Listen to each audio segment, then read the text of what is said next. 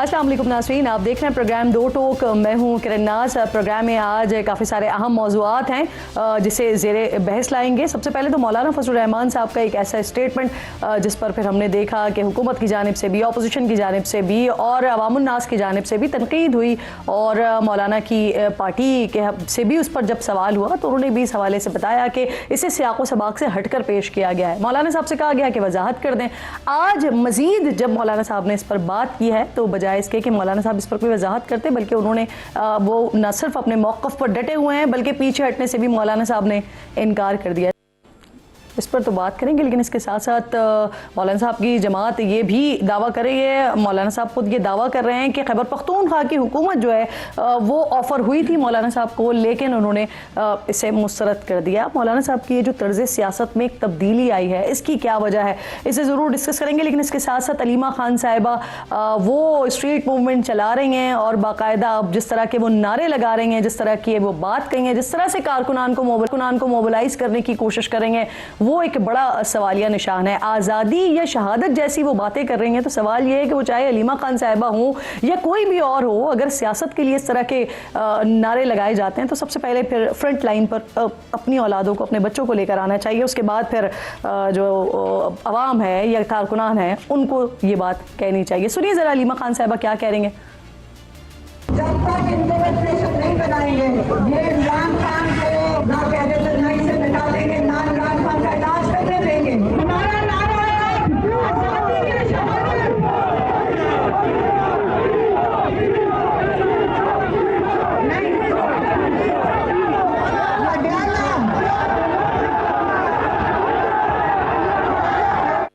इन सारे मामलात पर बात करने के लिए प्रोग्राम में आज मेरे इंतहाई मोअज़्ज़ज़ मेहमानों में मुझे हुकूमत से खेलदास कोहिस्तानी साहब वज़ीर मुमलिकत हैं, ज्वाइन कर रहे हैं। आपके वक्त की बेहद शुक्रगुजार हूँ। इंजीनियर ज़ियाउर रहमान साहब मरकज़ी कोऑर्डिनेटर हैं JUIF के, आपके वक्त की बेहद शुक्रगुजार हूँ। इसके साथ साथ वज़ीर इत्तलात खैबर पख्तूनख्वा जनाब शफ़ी जान साहब साथ मौजूद हैं। आप तीनों मोअज़्ज़ज़ मेहमानों की बेहद शुक्रगुजार हूँ। ज़रा इंजीनियर साहब आपसे बात का आगाज़ करते हैं। मौलाना साहब ने आज जो बातें की हैं, एक स्टेप फॉरवर्ड किया उन्होंने, माफ़ी नहीं मांगेंगे और ना अपना मौक़िफ़ तब्दील करेंगे, ये बड़ा क्लियर मौलाना साहब ने कर दिया है, बल्कि इसका रद्द अमल दिया जाएगा। यानी मौलाना साहब टकराव की सियासत की तरफ जाना चाह रहे हैं। मौलाना साहब अपनी बातों को रिकॉर्ड पर रखने के लिए, उसको रजिस्टर करने के लिए ये चीज़ें जो है वो आवाम के सामने ला रहे हैं कि आप एक ऐसे इशू पर जी एक ऐसे जुमले से एक बात अखज़ करके फिर अपनी मर्ज़ी की उसकी तशरीह करके कि फिर उससे आप एक पाकिस्तान के एक ऐसे सियासतदान को पर गद्दारी के फतवे लगाएं, उस मौलाना फजलुर रहमान को, कि जो मौलाना फजलुर रहमान सबसे पहले पाकिस्तान में आवाज़ लगाता है कि अगर पाकिस्तान की अफवाज को जब जब अल्लाह न करे कि उनको ये ज़रूरत पड़े, लेकिन अगर ज़रूरत पड़ेगी तो जमीयत उलमा इस्लाम का कारकुन उसके शाना बशाना मैदान में खड़ा होगा। वो मौलाना फजलुर रहमान, जो मौलाना फजलुर रहमान मजहबी तबके से बंदूक छीन कर या बंदूक उसके हाथ से लेकर उसको पाकिस्तान के आईन और कानून की तरफ मुतवज्जे करता है, उसको पाकिस्तान के निज़ाम की तरफ लाता है। अब उस मौलाना फजलुर रहमान पर ये इल्ज़ाम लगा रहे हैं कि वो शुहदा की तौहीन कर रहे हैं। उस मौलाना फजलुर रहमान पर कि जो खुद शुहदा का वारिस है, जिसने एक दिन में 100 जनाजे उठाए हैं। देखें, ये आप भी बात कर रहे हैं, कामरान मुर्तज़ा साहब भी कह रहे हैं, गफूर हैदरी साहब भी कह रहे हैं, असलम गौरी साहब भी कह रहे हैं, मुख्तलिफ लोग मुख्तलिफ बात कर रहे हैं। इस बात को कह रहे हैं कि सियाक़ो सबाक़ से हटकर पेश किया जा रहा है, या इस बात का वो मतलब ही नहीं था जिस तरह से लिया जा रहा है, और जो बात फिर आप बाकी तमाम लोगों के लिए कह रहे हैं। तो क्या ही अच्छा हो कि मौलाना साहब खुद ही इसकी वजाहत कर दें। मौलाना साहब ने आज उसकी वजाहत कर दी। सर ये तो किसी और ही लेवल पे ले गए। मौलाना साहब ने ये इस बात की, जिस बात को इन्होंने वो जो फसाने में कोई बात थी ही नहीं, जो उनको नागवार गुजरी थी जी, वो बात सारे फसाने में जिसका जिक्र न था, वो बात उनको बड़ी नागवार गुजरी है। तो रद्द अमल क्या आएगा? वो मौलाना साहब ने बड़ा कहा, साफ कहा कि मैं शुहदा का वारिस हूँ, मैंने एक दिन में 100 जनाजे उठाए हैं, मैंने अपने बड़े बड़े ज़ुआमा और शेखुल हदीस जो है इस पादाश में उनके जनाजे उठाए हैं कि वो पाकिस्तान के आईन और पाकिस्तान के कानून के साथ खड़े हैं। आप मुझे शहीदों की अजमत और उनकी हुर्मत न बताएं। अब रद्द अमल क्या आएगा, क्या कह रहे हैं आप? रद्द अमल मौलाना साहब कह रहे हैं ना रद्द अमल देंगे, रद्द-ए-अमल देंगे? रद्द-ए-अमल तो यही है जी, जो रद्द-ए-अमल आज उन्होंने दिया है। अगर इस तरह इस अंदाज से आप बेतौकीरी करेंगे, सियासी लीडरों की बेतौकीरी करेंगे, आप उन पर गद्दारी के फतवे लगाएंगे, तो फिर पाकिस्तानी अवाम ने जो रद्द-ए-अमल दिया है पिछले नहीं, लेकिन आप लोगों का अपना भी तो एक रद्द-ए-अमल, एक गफूर हैदरी साहब का स्टेटमेंट आया था ना सामने, वो कह रहे थे एक हसास मकाम पर जाके एहतजाज करने के, तो क्या फिर आप लोग उस तरफ जा रहे हैं? मौलाना साहब ने जो कहा, जिस रद्द-ए-अमल की बात की, मौलाना साहब ने कहा कि मैं अगस्त, रद्द-ए-अमल के जेल में उन्होंने कहा कि मैं अगस्त में पूरे पाकिस्तान के चारों सूबों में जाऊंगा, वहां पे वर्कर्स कन्वेंशन करूंगा। फिर सबसे ज्यादा इनको तकलीफ पंजाब में होती है जलसा करने की, तो मैं सितंबर में पंजाब में जलसा करूंगा, फिर मैं अक्टूबर को पंजाब में जलसा करूंगा, फिर नवंबर में फिर पंजाब में जलसा करूंगा। तो मेरा रद्द-ए-अमल फिर अवाम में जाऊंगा, फिर वो आपको नजर आएगा। सही। खेल साहब, अस्सलाम वालेकुम। ये क्या सर सिचुएशन आपको बनती हुई दिख रही है? हुकूमत किस तरह से देख रही है सारे मामले को? ये मौलाना साहब तो पीछे हटने को तैयार नहीं है, अपने मौकफ पर भी कायम है, बल्कि रद्द-ए-अमल की बात कर रहे हैं। और जिया साहब ने इसको मजीद डिटेल में बता दिया कि क्या होगा अब आगे, किस तरह से चारों सूबों में जाएंगे, कहां कहां पर जलसे करेंगे। हुकूमत क्या करेगी, इजाजत देगी? देखें, मौलाना फजल रहमान साहब इस मुल्क के ज़ीरक सियासतदान हैं और वो हर दौर में उन्होंने जो सियासत की है, तामीरी सियासत की है, उसूली इख्तलाफ भी रखे थे माजी में जो उसकी सियासत रही है। और मैं समझता हूँ ये जो मौलाना का तर्ज़ सियासत है, मैं एक सियासी तालिब इल्म हूँ, और जो शोदा के हवाले से उन्होंने बात की, ये किसी भी पाकिस्तानी को काबिल कबूल नहीं है। किसी जमात सियासी मुखालफ को ये कितना नज़रियाती, मगर ये इस हद तक मौलाना की ये बातें, और आज उस हट दरमी से मौलाना साहब जैसे ज़ीरक सियासतदान खड़े हैं, तो मैं समझता हूँ वो 9 मई जो जिस जमात ने की थी, उनकी जमात तितर बितर हो गई, उनको अपने बंदे छोड़ गए और उसको कोई सपोर्ट करने के लिए उस बयानी को तैयार नहीं है। उसके आज MNA तैयार नहीं है, कोई भी जो सियासी शऊर इस किस्म की गुफ्तगू को वो बर्दाश्त नहीं करते हैं। मैं समझता हूँ आप मौलाना साहब की सियासी जमात का मुस्तकबिल, इसका जायचा बता रहे हैं आप? नहीं, देखें, अगर चे मौलाना साहब जिस तरह, मैं यही कह रहा हूँ, जो 9 मई जिस जमात ने किया या इस हटदर्मी पे वो खड़े रहे या ये चैलेंज करना, तो इस तरह की गुफ्तगू मैं ये कह रहा हूँ कि मुझे मौलाना साहब से ये उम्मीद नहीं थी कि इस तरह वो हमेशा रास्ता निकालने की बात करते हैं और सख्त बातें भी उन्होंने सियासी इख्तिलाफ भी रखा है, पॉलिसीज पे की है। उनका मुस्तकबिल ये देख रहे हैं जो 9 मई करने वालों के साथ हुआ, वो मुस्तकबिल देख रहे हैं आप? देखे मैं ये कह रहा हूँ, ये किसी के लिए ये गुफ्तगू शोदा की तस्दीक काबिल कबूल नहीं है, ना हुकूमत के लिए होगी, ना किसी सियासी रहनुमा के लिए होगी। ये आप देखें, वज़ीर आज़म नवाज शरीफ साहब को 3 दफ़ा इक़्तिदार से निकाला गया। नहीं, ये भी बातें हो रही हैं कि शायद कुछ पुराने केसेस भी खुल सकते हैं, या कुछ जो FIRs अभी ताज़ा हो भी गई हैं 1-2 उनके ऊपर, कुछ मजीद FIRs भी हो सकती हैं। तो क्या हुकूमत कुछ सोच रही है इस हवाले से? देखें, हुकूमत कानून के मुताबिक अगर किसी पे कोई चार्जेस होगा, वो कोई भी, मैं नहीं कह रहा हूँ कि मौलाना साहब पे हुकूमत कोई तैयारी कर रही है, ना ये हुकूमत की कोई इस तरह की, वो कानून से कोई बड़ा नहीं है। अगर कोई भी शख्स अगर कानून के कटहरे में आएगा, जिस तरह इनका एक सियासी रहनुमा था, उनकी जमात का एक रहनुमा था इस्लामाबाद का, उसको अगर अदालत ने सज़ा दी, उसमें वो जुर्म साबित हुआ है, उसमें मैं थोड़ा सा रिफ्रेश करती हूँ बात। ये मैं किरण सिर्फ ये कहता पावरफुल है कि वो मौलाना फजल रहमान साहब पे हाथ डाल सके सर, क्योंकि PTI की हुकूमत उनको बड़ा ताकतवर कहा जाता था, बड़ा पावरफुल कहा जाता था, लेकिन वो भी मौलाना साहब की जमात पे हाथ नहीं डाल सकी थी सर। मैं कहता हूं इस मुल्क में कोई भी कानून से बड़ा नहीं है। कोई अगर मौलाना पे अगर चार्जेस नहीं है तो मौलाना साहब को कोई हाथ नहीं डालेंगे। अगर कोई भी किसी शख्स पे, पाकिस्तान के किसी शख्स पे कोई ऐसा जुर्म होगा, कोई बात होगी, ड्यूज होंगे, कोई इस तरह की बात होगी, तो ज़रूर कानून हरकत में आएगा। मैं नहीं कह रहा हूँ कि हमारा इरादा ये है। मैं तो ये कह रहा हूँ कि देखें, वज़ीर आज़म नवाज शरीफ साहब 3 दफ़ा के वज़ीर आज़म बने, उसके साथ जो ज़्यादती जुल्म हुआ, कभी उन्होंने शोदा, कभी फौज, कभी तनसीबात, जो जिस तरह 9 मई किया गया, कभी किसी सियासतदान ने ये नहीं किया है। तो मौलाना साहब जैसा ज़ीरक सियासतदान अगर ये बात करता है, तो मैं समझता हूँ वो अपनी सियासत की अपने पैर पे खुद कुल्हाड़ा मार रहे हैं। मौलाना फजल रहमान साहब, आप लोग इजाजत देंगे या नहीं देंगे? हाँ या ना में बताएं ना, मैं अगला सवाल करूंगी। से इजाजत कौन मांग रहा है? अच्छा ठीक ठीक, वो उन तक अभी तक आवाज ही नहीं पहुंची। लेकिन आप खुद कह रहे हैं ना कि भाई पंजाब में परेशानी हो जाती है अगर वहां पर जलसे करो, तो डेफिनेटली एनओसी या कोई इजाजत तो लेनी ही पड़ेगी ना। पाकिस्तान के आईन और कानून में इजहार राय पर पाबंदी कब है?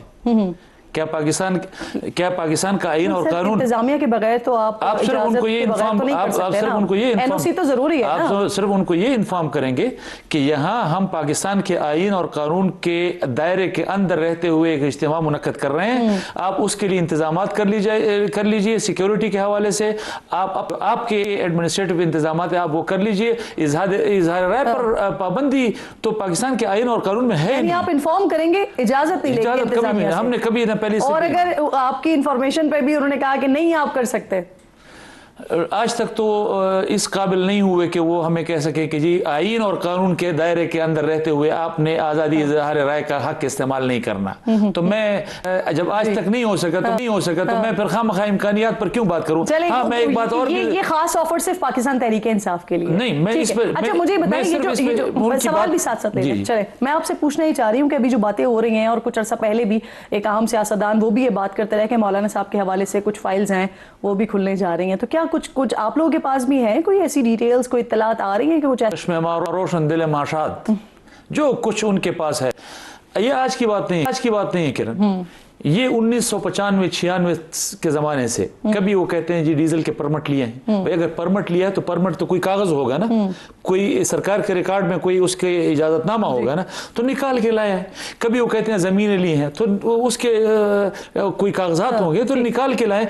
आपको 35 साल में 30-35 साल में मौलाना फजल रहमान के खिलाफ ये सारी बातें उस वक्त याद आ जाती हैं जब वो आपको आईन और कानून की तरफ मुतवज्जे करते हैं। मैं भी खेलदास कोहिस्तानी साहब की तरफ कहना चाहता हूँ कि मौलाना फजल रहमान साहब कानून से बालातर नहीं है, लेकिन बात यह है कि जब वो आपको आईन और कानून के दायरा बता रहे हैं कि ये आपका आईनी और कानूनी दायरा है, आपने इस दायरे के अंदर सियासतदान ने इस दायरे के अंदर सियासत करनी है, आपने इस दायरे के अंदर सहाफत करनी है। जब आपको वो कानून और आईन बता रहे हैं तो आपको इतराज किस बात? अच्छा मुझे एक और भी मामला बताया ना, मौलाना साहब ने खुद ये बताया कि खैबर पख्तूनख्वा की हुकूमत उनको ऑफर हुई थी, लेकिन मौलाना साहब ने इसलिए ठुकरा दी कि क्या वो लोटों के साथ हुकूमत बनाएंगे।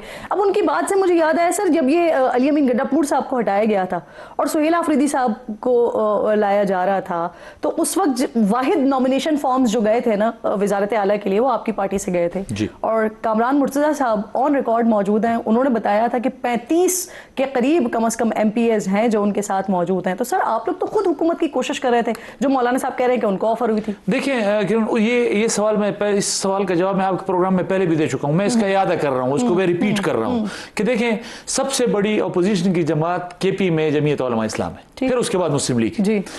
अब मैं PTI का मुखालिफ, अगर मैं पाकिस्तान तहरीक इंसाफ की हुकूमत का मुखालिफ हूँ और मैं अपोजिशन में हूँ, तो मैं वैसे बगैर मुकाबले के सरेंडर करते हुए उनके सामने वजारत उलिया प्लेट में रख के दूँ?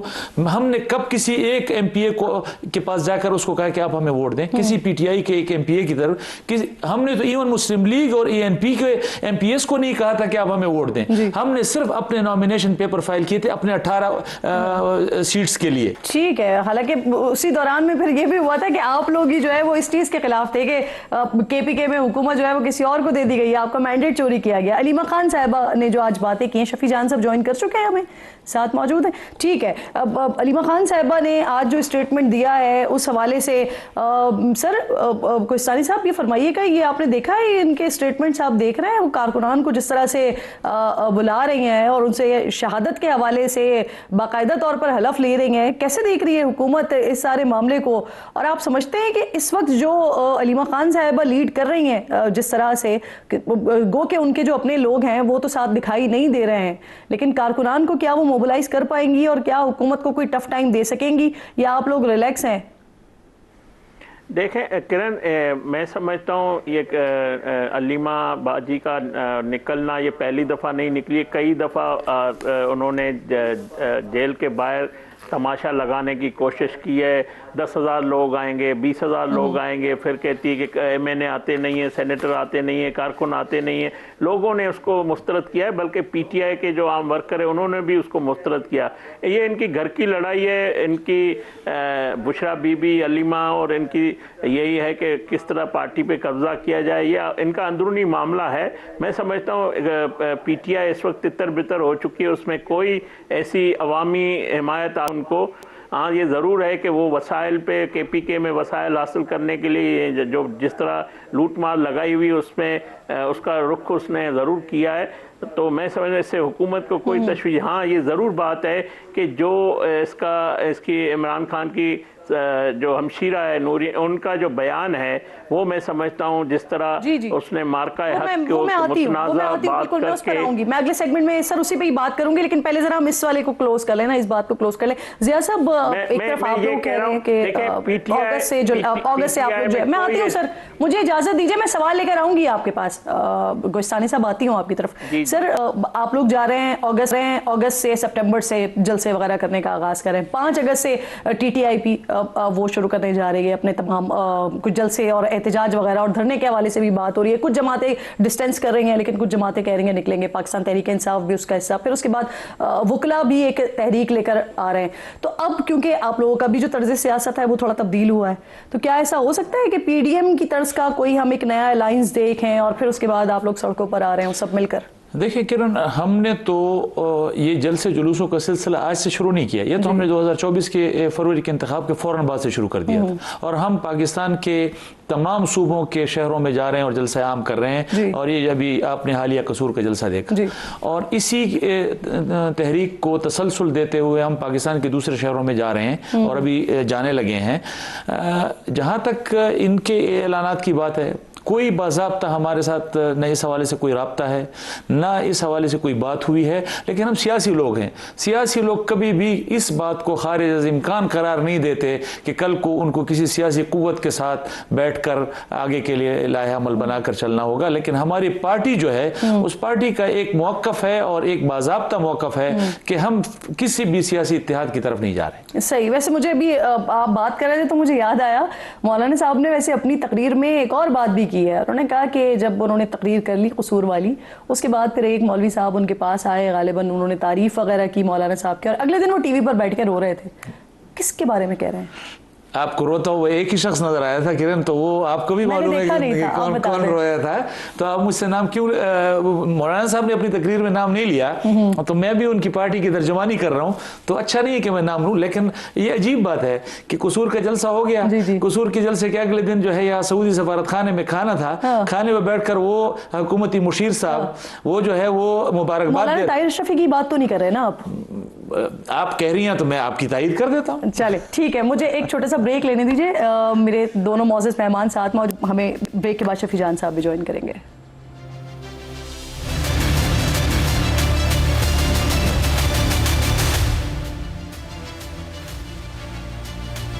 प्रोग्राम में एक बार फिर आपको खुशामदीद कहती हूँ। शफी जान साहब ज्वाइन कर चुके हैं, वैसे हमें अमूमन और हमेशा टाइम पे आ जाते हैं। आज शफी जान साहब आधा प्रोग्राम निकल गया है, वैसे अब आप ज्वाइन कर रहे हैं। अब सबसे पहले मुझे ये बता दें, काफ़ी सारी डिस्कशन हो चुकी है इस पर। आप मुझे बताएं, अलीमा खान साहिबा जो है वो स्ट्रीट मूवमेंट की तर्ज पर कारकुनान को निकालना चाह रही हैं, उनसे बाकायदा शहादत के हलफनामे हलफ ले रही हैं बाकायदा तौर पर, लेकिन पाकिस्तान तहरीक इंसाफ की जो मेन लीडरशिप है वो दिखाई नहीं दे रही है। क्या है नहीं साथ, या आप लोगों ने उनको कहा है कि ठीक है ये वाला चैप्टर आप खुद संभालें?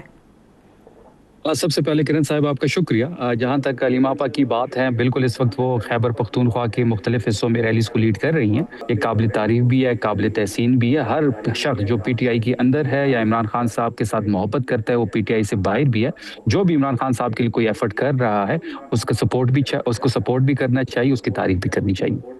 और ये तय हो गया है शफी जान साहब कि अब स्ट्रीट मूवमेंट आपकी अलीमा खान साहब से हैंडल करेंगी? नहीं, स्ट्रीट मूवमेंट तो देखिए मुख्तलिफ लोग मुख्तलिफ जगहों पे लीड कर रहे हैं। आफरीदी साहब भी लीड कर रहे हैं, कुछ रैली से अलीमा आपा भी खिताब कर रही हैं। जुनैद अकबर खान साहब भी कुछ एरियाज में आपको अभी नज़र आते होंगे। और 5 अगस्त के हवाले से आप देखेंगे कि हमारा जो एक प्लान आ रहा है वो भी आपके सामने रखा जाएगा। महमूद खान चकदई साहब से भी मशावरत हो रही है उसके साथ साथ अल्लामा नासिर साहब से भी मशावरत हो रही है और तमाम तर चीज़ों को स्ट्रीमलाइन करके 5 अगस्त से तहरीक शुरू होनी जा रही है। वो तमाम तर चीज़ें कारकुनों के सामने और अवाम के सामने रखी जाएंगी। मसला ये है शफी जान साहब कि ये आप लोगों पे इल्ज़ाम भी तो लग रहा है ना कि जो इस वक्त पाकिस्तान तहरीक इंसाफ की मौजूदा क़यादत है, जो काम वो नहीं कर पाई वो अलीमा खान साहिबा कर रही हैं। इनफैक्ट मुराद सईद साहब ने अभी थोड़ी देर पहले ही ट्वीट किया है, वो ये कह रहे हैं कि जो काम नहीं कर पाए हैं आप लोग वो अलीमा खान साहिबा कर रही हैं। देखिए वो ट्वीट तो मेरी नज़र से अगर अभी उन्होंने किया मेरी नज़र से नहीं गुजरे। मुराद सईद साहब की बड़ी कुर्बानी है। मुराद सईद साहब जो हैं वो ISF के फाउंडर हैं और जितने मुश्किल हालात मुराद सईद साहब देख रहे हैं शायद ही पाकिस्तान तहरीक इंसाफ के अंदर इतने मुश्किल हालात किसी ने देखे हों।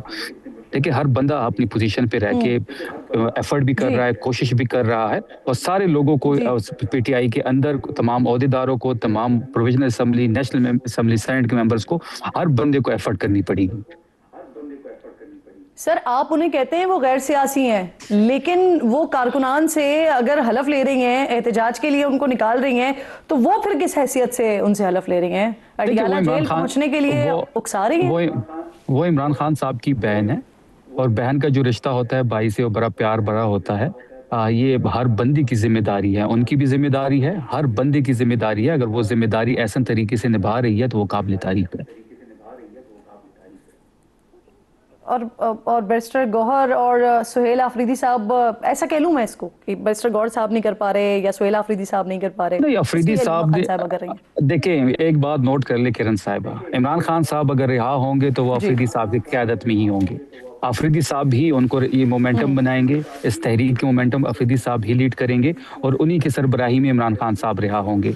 जिस ऐसे तरीके से उन्होंने टाइम जाया कर रही हैं। नहीं, मैंने ये तो नहीं कहा।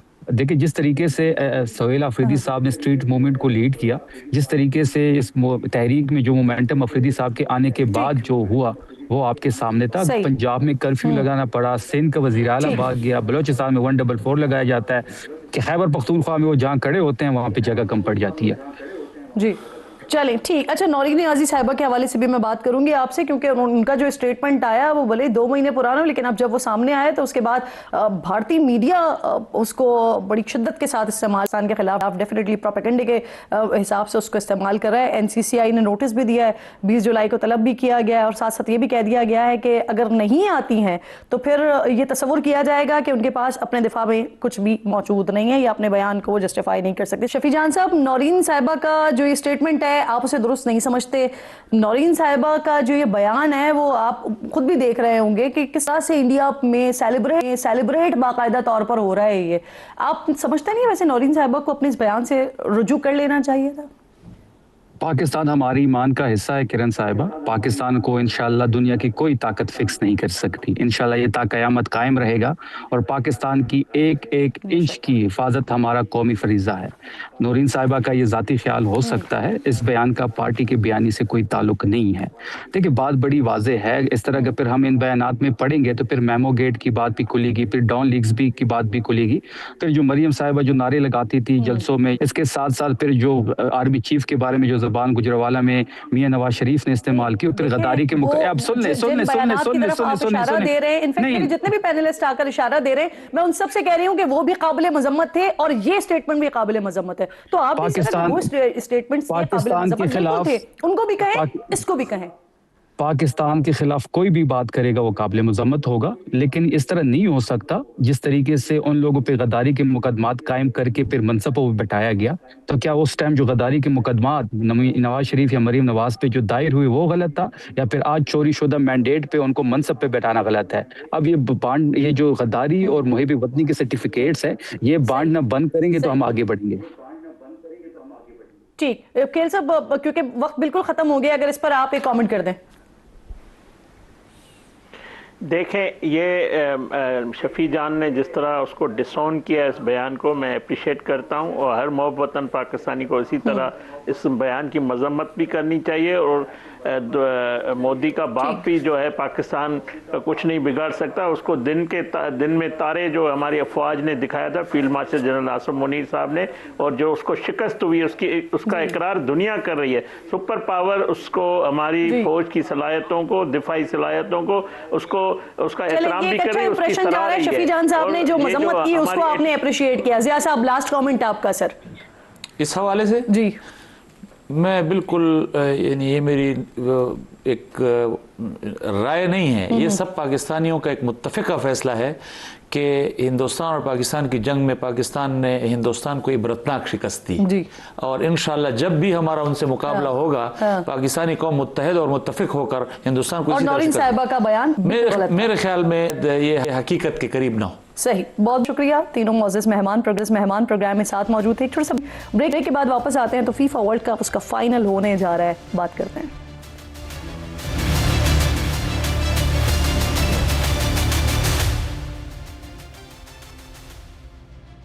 प्रोग्राम एक बार फिर आपको खुशामदीद कहेंगे नाज़रीन। दुनिया का सबसे बड़ा खेलों का मेला फीफा वर्ल्ड कप कुछ घंटों में अर्जेंटीना और स्पेन के दरमियान फाइनल के साथ खत्म हो जाएगा। दिफाई चैंपियन कप्तान मेसी ये टाइटल का दिफा करेंगे और स्पेन 16 साल बाद अपनी दूसरी वर्ल्ड कप ट्रॉफी लिफ्ट करेंगे। इन सवालात का जवाब तो चंद घंटों बाद मिल जाएगा। ये वर्ल्ड कप अपनी नौयत का पहला इवेंट है कि जिसकी मेज़बानी बैक वक्त 3 ममालिक अमरीका, कनाडा और मैक्सिको ने की है। पहली मरतबा वर्ल्ड कप में 48 टीमें शरीक हुई हैं। इससे पहले ये तादाद 32 टीमों तक महदूद होती थी, लेकिन 2026 का ये फीफा वर्ल्ड कप फुटबॉल की तारीख का मुतनाज़े तरीन वर्ल्ड कप होगा। आगाज़ ही में सोमालिया से ताल्लुक़ रखने वाले पहले FIFA official referee Umar Abdul Qadir को तमाम दस्तावेज़ात और वीज़ा होने के बावजूद मियामी एयरपोर्ट पर 11 घंटे रोक कर रखा गया और फिर अमरीका बदरी कर दिया गया। फीफा इंतज़ामिया रेफरी की इस बेइज्जती पर बिल्कुल खामोश रही। दूसरा मसला ईरानी टीम के साथ हुआ, जिसके सारे मैच अमेरिका में थे, लेकिन दोनों ममालिक के दरमियान जंग की वजह से पहले तो ईरानी टीम प्रैक्टिस के लिए मैक्सिको तक ही महदूद की गई, फिर अमेरिका आने की इजाज़त भी सिर्फ मैच के कुछ घंटों के लिए दी गई। मैच ख़त्म होते ही उन्हें फौरी तौर पर अमेरिका छोड़ना पड़ता था। कई घंटे की सफ़र की इजाफी मशक्क़त का भी सामना रहा। ईरानी शायकीन के लिए मुख्तस टिकट्स भी अमेरिका ने मनसूख कर दिए, लेकिन फीफा यहाँ भी अंकल सैम के आगे चुप रहा। कई टीम्स को अमेरिका के एयरपोर्ट पर घंटों क्लियरेंस के नाम पर रोका गया। एक्वाडोर टीम के सामान की तलाशी स्टिफिंग डॉग्स से करवाई गई। सेनेगल की टीम को टूर्नामेंट के दौरान होटल और एयरपोर्ट के रनवे तक महदूद रखा गया। कनाडा और मैक्सिको में हुए मैचेस में रेफरीज ने इन ममालिक की टीम्स के कुछ खिलाड़ियों को कवायद की खिलाफ वर्जियों पर कभी येलो कभी रेड कार्ड सिखाए, लेकिन न मैक्सिको और न ही कैनेडियन हुकूमत ने कुछ कहा। लेकिन बोस्निया के खिलाफ मैच में जब अमरीकी फुटबॉल टीम के खिलाड़ी को रेफरी ने रेड कार्ड दिखाकर एक मैच के लिए मुअत्तल किया तो खुद अमरीकी सदर ट्रंप इस मामले में कूद पड़े, जिसके बाद रेड कार्ड और पाबंदी दोनों ही वापस हो गई। इतनी तगोदौड़ के बावजूद भी बेल्जियम ही मैच जीता। ये वर्ल्ड कप रेफरीज के मुबैना मुतनाज़े किरदार की वजह से भी काफ़ी हेडलाइंस में रहा। बेल्जियम के खिलाफ ईरानी गोल मनसूख होना, मिस्र के खिलाफ ईरानी गोल ऑफ साइड करार देना, इसी तरह क्वार्टर फाइनल में मोरक्को और फ्रांस की मैच में फीफा की तरफ से तमाम रेफरीज और मैच ऑफिशल्स का अर्जेंटीना से इंतखाब का फैसला भी मशकूक बना।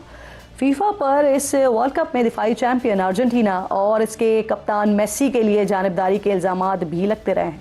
नाक़दीन इल्ज़ाम दोहराते रहे हैं कि फीफा मेसी और उनकी टीम को टूर्नामेंट में आगे बढ़ाने की कोशिशें कर रहा है। सोशल मीडिया पर फीफा के सदर और मेसी को लेकर मीम्स का समंदर उमड़ आया, जिनमें दिखाया गया कि हर खेल में अर्जेंटीना को ही जितवाया जा रहा है। दिलचस्प बात यह है कि अर्जेंटीना पर मेहरबानियां बिला वजह नहीं है। इसराइली वज़ीर आज़म ने फाइनल में पहुंचने के बाद खुलकर इसकी हिमायत की है। मिस्र टीम के साथ जो हुआ वो भी साबित करता है कि इसराइल का असर फीफा वर्ल्ड कप पर भी था। मिस्र ने ऑस्ट्रेलिया को नॉकआउट मरहले में शिकस्त दी तो हेड कोच हुसाम हसन मैदान में फ़लस्तीनी परचम लेकर आए, फतह फ़लस्तीन के नाम की। अर्जेंटीना के साथ मैच से पहले भी उन्होंने कहा कि जो गज़ा का दर्द महसूस नहीं करता वो इंसान नहीं है। यकीनन फिर इसका रिएक्शन तो आना था और फिर जो हुआ वो पूरी दुनिया ने देखा। अर्जेंटीना के साथ मैच में मिस्र का एक गोल मनसूख करने और कप्तान मोहम्मद सलाह को गिराए जाने के बावजूद अर्जेंटीना की टीम पर फाउल लगा और न ही मिस्र को पेनल्टी मिली। उल्टा मिस्री हेड कोच को रेफरी के इम्तियाजी सलूक पर एहतजाज करने पर येलो कार्ड दिखा दिया गया। मैच के बाद मिस्री खिलाड़ी ने तंज करते हुए कहा कि अर्जेंटीना को वर्ल्ड कप मुबारक। मिस्री कोच ने कहा कि ऐसा महसूस हुआ जैसे अर्जेंटीना को टूर्नामेंट में बरकरार रखने की कोशिश की जा रही है। अर्जेंटीना और इंग्लैंड के सेमीफाइनल में अर्जेंटीना के खिलाड़ी की तरफ जारहाना खेल के बावजूद उन्हें रेफरी की तरफ से वार्निंग नहीं दी गई। साथ ही लियोनेल मेसी के मुबैना फाउल के बावजूद फैसला अर्जेंटीना के हक में दे दिया गया। इससे पहले टूर्नामेंट में इब्तिदाई मरहले में मेसी के खिलाफ मुमकिन रेड कार्ड ना दिखाए जाने, अर्जेंटीना को निस्बतन आसान नॉकआउट रास्ता मिलने पर भी बहस आज तक जारी है। अब देखते हैं कि क्या फाइनल में भी आज ये सिलसिला जारी रहता है। वक्त खत्म हो गया प्रोग्राम का, इंशाल्लाह नाजरीन से मुलाकात होगी। अपना और अपने मुल्क का खास ख्याल रखिए। फ़लस्तीन को, मकबूजा कश्मीर को अपनी दुआओं में याद रखिए। अल्लाह ने के बाद।